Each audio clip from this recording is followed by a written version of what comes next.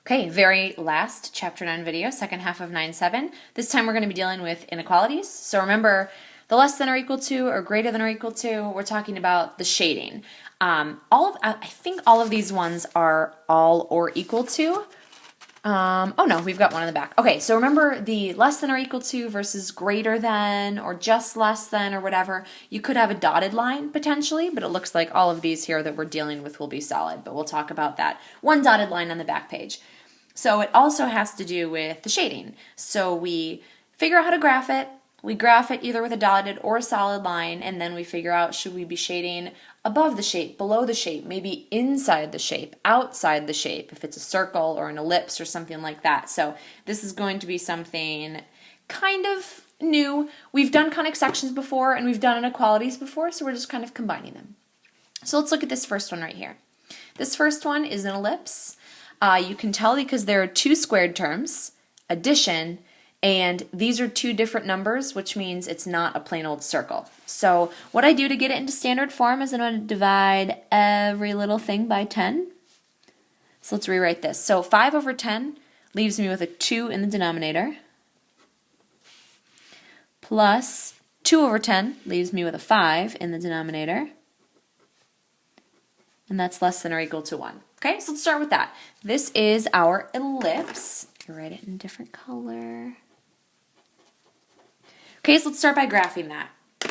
So over here, we've got our ellipse. This is just a plain old x squared and a plain old y squared, which means it's centered right here at the origin. So I'm just going to make a little mark there. Underneath the x is a 2. The x is vertical, left and right, so I go the square root of 2 units left and right, which is about 1.4. So I'm going to go right about here and right about there. Those are the first 2 points on my ellipse. And then underneath the y, I have a 5. So I go up and down whatever the square root of 5 is, which is just a little bit more than 2. So right about there and right about there. Okay, it is an or equal to, so it's going to be a solid line. So I connect these points that I just drew with a nice solid line. And then what I do is I do a test point. So I test the origin, because that's on the inside. So now rather than like above or below, it's either inside or outside. So I do a test point, and I'm going to test the origin. So 0 squared over 2, that's 0, plus 0 squared over 5, also 0. Is this less than or equal to 1? Yes, it is. So what I do is I shade everything on the inside. So this isn't my final answer, it's a system of inequalities. So my final answer will be the overlapping shaded region. So I'm just going to sketch a little bit in there. So now the next one is this one right here. This is a parabola. A parabola has one squared term but not another squared term. So it just has an x squared but not a y squared. And so it's close to being in the right form. This needs to get into that vertex form. So what I'm going to do is I'm going to take this term right here, cut it in half, and then square it, which gives me a 1. And if you look at that, it's already ready to go for completing the square. So all I'm going to do is I'm going to write this as x minus 1 squared. So now I know what my vertex is. If I'm looking at this as a parabola, my vertex is at positive 1, and then you can almost think of yourself as having like a little plus 0 there. So 1, 0. So that is my vertex. I'm sitting right on the x-axis. And then there's technically like a 1 out front there. So it's a positive 1, it opens up, and it's not stretched, it's just like a normal parabola. Alright, so this, I go, just a normal parabola, it's going to be solid because it has the or equal to. So that's my parabola, and then what I do is I test the origin to see if I should stay inside the parabola like this or everything outside. So I test the origin. Is 0 greater than or equal to 0 squared minus 2 times 0 plus 1? So is 0 greater than 1? No, it is not. So that means 0, 0 is not part of my shaded region. So that means I shade everything inside the parabola like this. Okay, so final answer is the overlapping region. And the overlapping region is the part that's inside the ellipse and inside the parabola. which is this region right there. So make sure your final answer includes the shaded region that you're looking for. Okay, so that's the first one, an ellipse and a parabola. Oops, I guess I should probably keep with my pattern here. I'll write parabola right there. Okay, my next one, B. I have an x squared and a y squared with subtraction in the middle. So that makes this a hyperbola.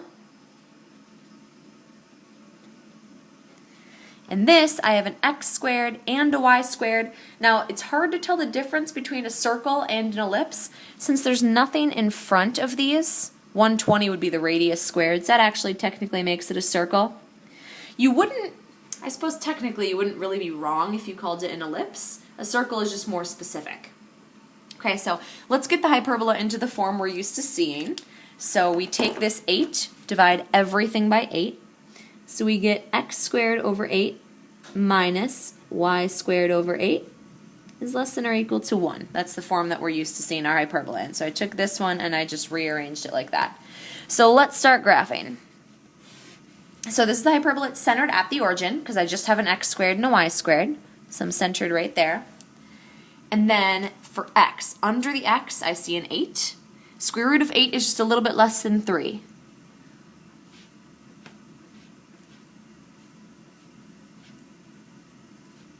Okay, so since x is vertical, I'm going to go left and right just a little bit less than 3 units, so maybe like right there and right there. That's going to be the two vertices. These are the two vertices of my hyperbola. It opens up left and right because the x is first.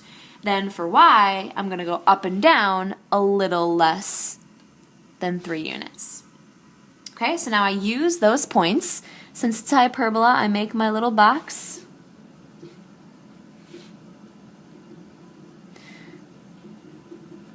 Okay, and then in that box, I use that to make my asymptotes.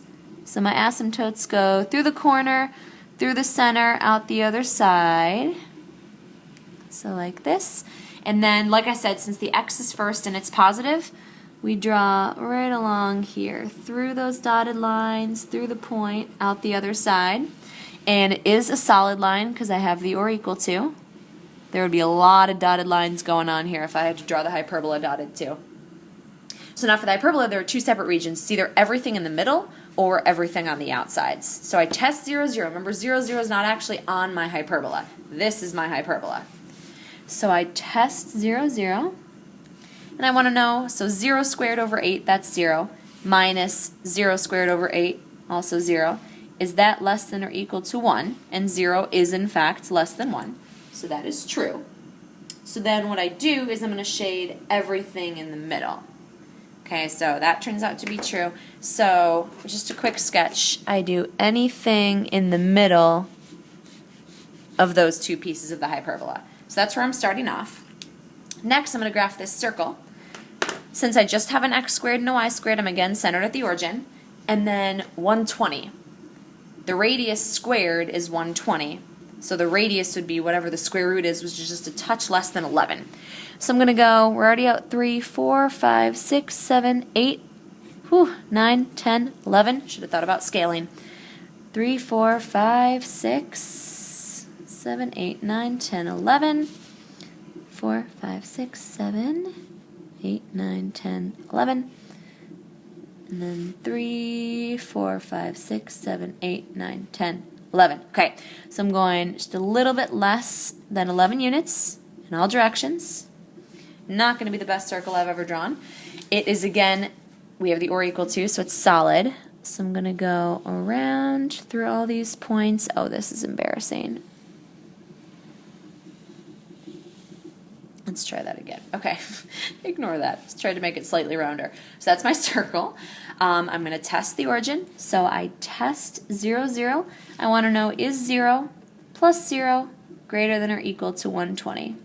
And it is not. That gives me a false. So that means it's nothing inside the circle, it's just everything outside the circle. So this region is going to get very weird.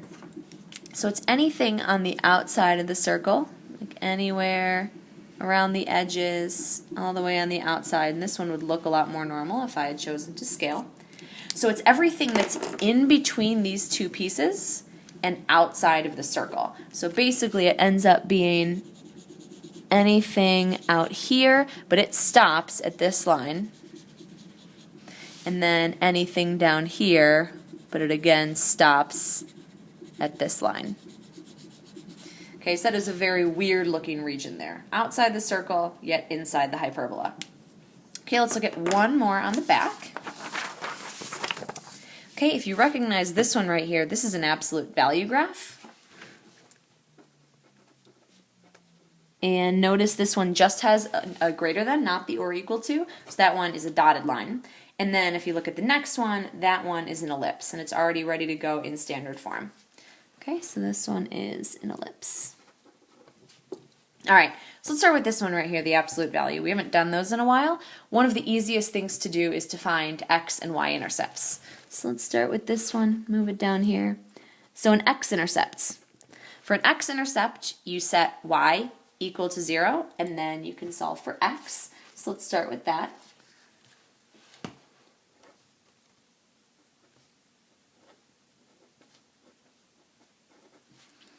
Okay, so let's move this piece, add this piece over to the left. We have 0.5x equals 2. And then divide by 0.5, which remember dividing by 0.5 is the same as multiplying by 2. So my x-intercept is 4. And then the next thing I find is my y-intercept. And for my y-intercept, I plug in 0 for x and solve for y.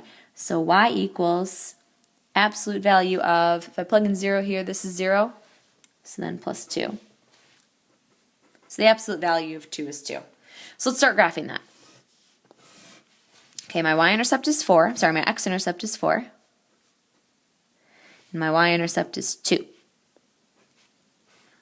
Okay, so it's going to look like that. So I have a point here, a point here. So it's going to come down. Remember, it's dotted. And then when it hits that point, it does the exact same thing. Remember, the absolute value graphs are those V shapes. So that's my graph. Next, I'm going to test the inequality. So I'm going to see if the origin 0, 0 makes it true or false. So is 0 greater than 0 plus 2? And the absolute value is 2. And that's false. So 0, 0 is not part of my shaded region. So I shade on the inside of the absolute value, like that. Next, I have this ellipse. This ellipse is centered right at the origin, so you can make a little mark there. Under the x, that's horizontal, that's left and right stuff. A squared is 16, so that means that my distance is 4. Square root of 16 is 4. So from here I go 4 units to the right, 4 units to the left. Under the y is my vertical stuff, up and down. Square root of 36 is 6, so I go up 6 units and down 6 units. Okay, and then this is an or equal to, so this one is going to be solid.